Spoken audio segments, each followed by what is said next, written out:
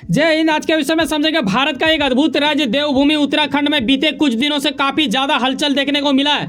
यहाँ इस आर्टिकल के माध्यम से देख रहे हो कि हल्द्वानी कांड में मास्टरमाइंड व्यक्ति पकड़ा जा चुका है। ऐसे में समझने वाली बात यह होगा कि आखिर मस्जिद मदरसे क्यों तोड़ दी गई थी, या यहाँ पे वोट बैंक का एक बड़ा षड्यंत्र वर्षों से चल रहा है। 2024 लोकसभा चुनाव काफी निकट आ चुका है, इसमें क्या इसका असर होगा ये जानने वाली बात होगा।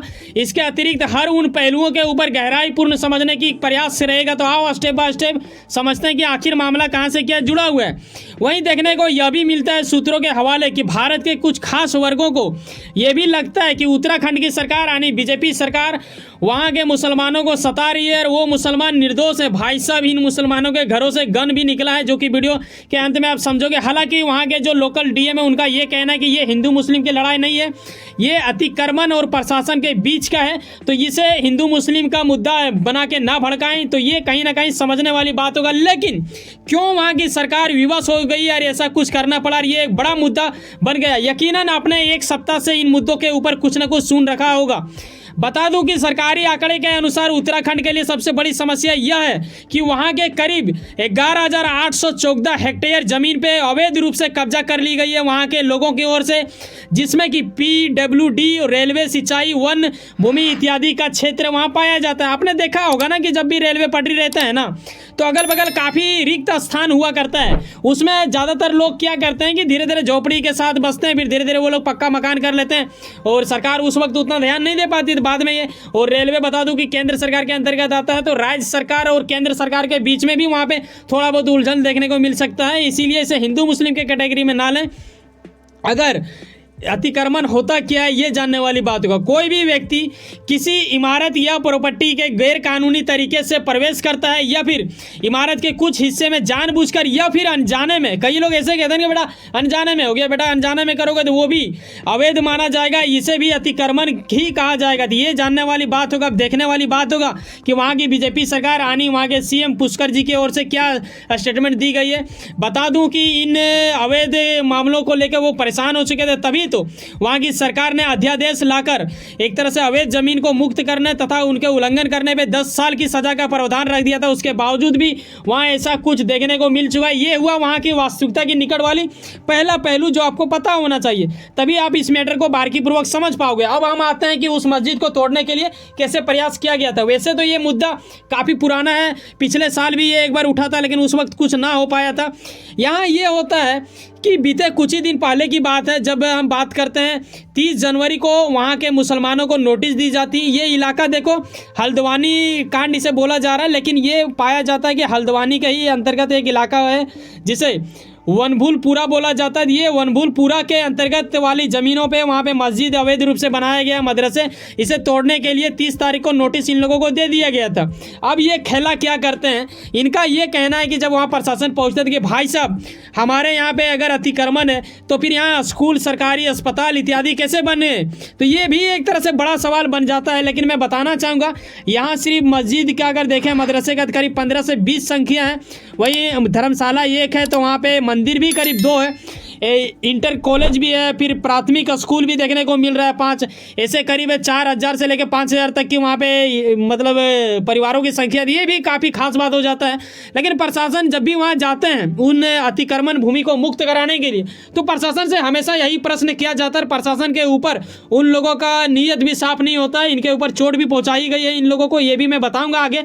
लेकिन ऐसा क्यों होता है, क्या है इसके पीछे जो हमें समझना चाहिए, जो वहाँ के लोगों की पीड़ा को दर्शाता है या फिर वहाँ के लोगों की मतलब उनकी वास्तविकता वाली छवि दर्शाता है कि वो लोग पीठ पीछे कुछ बड़ा कर रहे हैं। क्या हो रहा है ये जानने वाली बात होगा। देखो ये मैं क्लेम नहीं कर रहा, मैं फिर से बोल रहा हूँ कि ये मैं क्लेम नहीं कर रहा, ये संभावना वाली बात है, जो कि मैंने शुरू में ही लाइन दे दी है। संभावना है कि हल्द्वानी में कहीं ना कहीं लोकल नेता, वहाँ के लोकल सरकारी कर्मचारियों का भी अतिक्रमण में कहीं ना कहीं भूमिका रहा होगा, तभी जाके इतना बड़ा क्षेत्र में वहाँ के लोगों ने कब्जा कर पाया, अतिक्रमण कर पाया ज़मीन को, और इसे कहीं ना कहीं वोट बैंक के जैसा इस्तेमाल कर लिया गया होगा। ऐसा एक संभावना के जरिए में शक के दायरे में आप समझ सकते हो या फिर बोल सकते हो। लेकिन समझने वाली बात तब पुख्ता होने को लगने लगता है जब हमें यह पता चलता है करीब 4,500 से अधिक परिवार अगर चुनाव के मामले में देखें तो 30,000 से 35,000 वोट वोटर है वहाँ पे। तो इतना बड़ा संख्या, और उस इलाके में करीब 1,45,000 वोट की संख्या ही है। तो ऐसे में 35,000 अगर वोट की संख्या मिलती है तो वहाँ की लोकल नेता क्या नहीं चाहेगा कि जी हाँ ऐसा कुछ हो? तभी तो इनके पास कागजात रियल में है, आधार कार्ड मतलब वोटर ID कार्ड, हर वो चीज़ यहाँ के स्थानीय लोगों की जो कागजात होते हैं वो सब चीज़ भी इनके पास प्राप्त है।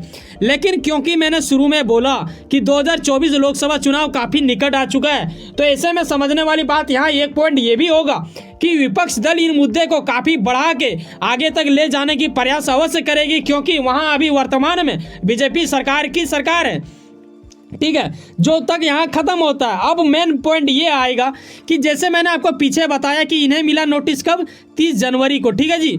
उसके बाद इन्हें 8 दिन में षड्यंत्र रचने का मौका मिल गया। इसी बीच ये क्या करते हैं कि 8 तारीख को हाई कोर्ट लेके ये मामला चल जाते हैं और ये कहते हैं कि हमारे मस्जिद मदरसे को वहाँ की नगर पालिका सुरक्षा बलों के साथ आकर तोड़ना चाहती है, ये रेलवे की ज़मीन है, ऐसा कुछ बोला जा रहा है, हम लोग अतिक्रमण किए हैं, जबकि हमने ऐसा नहीं किया। ऐसा इनका मुसलमानों के पक्षों की ओर से रहा। देखो मुसलमान कहना ही पड़ेगा क्योंकि ये मस्जिद मदरसे मुसलमानों का ही था। तो ये लोगों का जो अपील होता है, ये क्या करते हैं एससी यानी हाई कोर्ट डायरेक्टली इनकार कर देता है कि ये हाई कोर्ट बोलते हैं कि बेटा जो नोटिस मिला है उसमें बाधा मत बनो, वो लोग तोड़ना चाहते हैं तोड़ने दो, वो उनकी जगह है, ठीक है।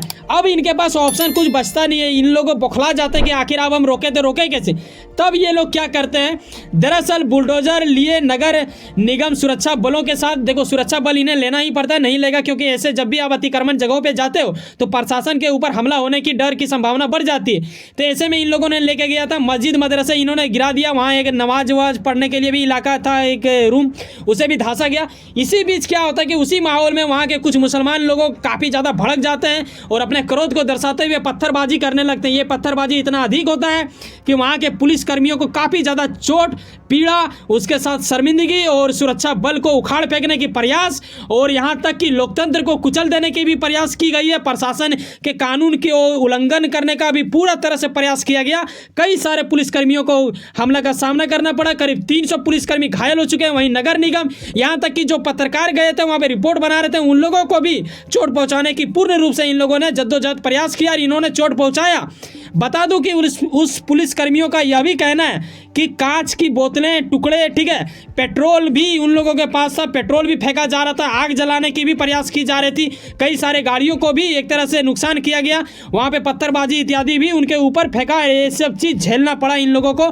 तभी वहाँ के CM भी उन लोगों के साथ बैठे उनकी पीड़ा को भी समझने की प्रयास किया। यहाँ तक कि उन्होंने ये भी कहा कि एकदम निश्चित रहिए, उसके ऊपर एक कड़ी सजा दी जाएगी, इसे छोड़ा नहीं जाएगा किसी भी हालात में। तो ये भी जानने वाली बात होगा। साथ ही यहाँ ये देखूं कि वहाँ के लोकल जो DM है उनका ये स्पष्ट कहना है कि भाई साहब ये पूरा तरह से योजना के तहत हमला किया गया। और मैं बता दूं, जैसे कि मैंने आपको पीछे बताया, 30 जनवरी को इन्हें नोटिस मिला गया था, 8 फरवरी को HI यानी हाई कोर्ट ने इसे रद्द कर दिया। उसके बाद क्या होता है कि ये 8 दिनों के बीच इन लोगों ने काफ़ी ज़्यादा ढेर सारा पत्थर इकट्ठा करके पुलिसकर्मियों पे, जिस तरह कश्मीर में बरसाया जाता था वैसा इन लोगों ने किया। यहाँ तक आप ये भी देखते हो कि वन भूल पूरा इलाका जहाँ पे ऐसा कुछ हुआ है, वहाँ के थाना को भी इन लोगों ने घेराव कर लिया था, वहाँ के पुलिसकर्मियों को अंदर करके काफ़ी ज़्यादा प्रयास किया गया, उस थाने में रखे हथियारों को भी इन्होंने लूट लिया था। जब बाद में पुलिसकर्मियों ने इन चीज़ों को छानबीन किया,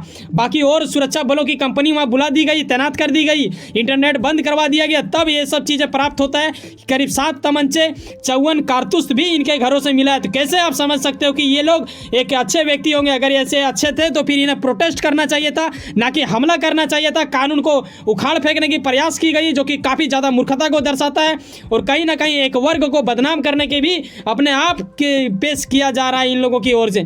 तो कहीं ना कहीं ये भी समझना होगा, इसे मजहब के नाम पे ना लें तो बेहतर होगा, क्योंकि वहाँ के DM और प्रशासन का यही कहना है, क्योंकि ये रेलवे जो होता है ना वो केंद्र सरकार के अंतर्गत आता है। राज्य सरकार ने भले ही स्कूल बनाया होगा, लेकिन इन दोनों के बीच का उल्लंघन है। तो ये चीज़ हमें समझना होगा, तभी जाके अतिक्रमण जगह तो छोड़ना ही पड़ेगा भाई साहब। 5000 लोगों से अधिक लोगों के ऊपर FIR कर दी गई है, वहीं पे 19 लोग नाम के साथ आरोपी दर्ज है, 500 से अधिक लोग घायल हो चुके हैं, 6 लोग मारे जा चुके हैं, 5 लोगों को गिरफ्तार कर लिया गया। जो इनका मास्टरमाइंड है उसे भी दिल्ली में गिरफ्तार कर लिया गया है। वैसे सुनो ना, कहीं ना कहीं आप कुछ ना कुछ काम करते होंगे, यकीनन अपने काम के प्रति काफ़ी ज़्यादा उम्मीद रखते होंगे, यकीनन आपका मेहनत आपका मंजिल बन के मिला। वैसे सुनो ना, सब्सक्राइब कर लो वर्ल्ड अफेयर्स पॉलिटिक्स और जुड़े रहो मुझसे। चलो मिलते हैं किसी नेक्स्ट वीडियो में। बाय, जय हिंद, जय भारत।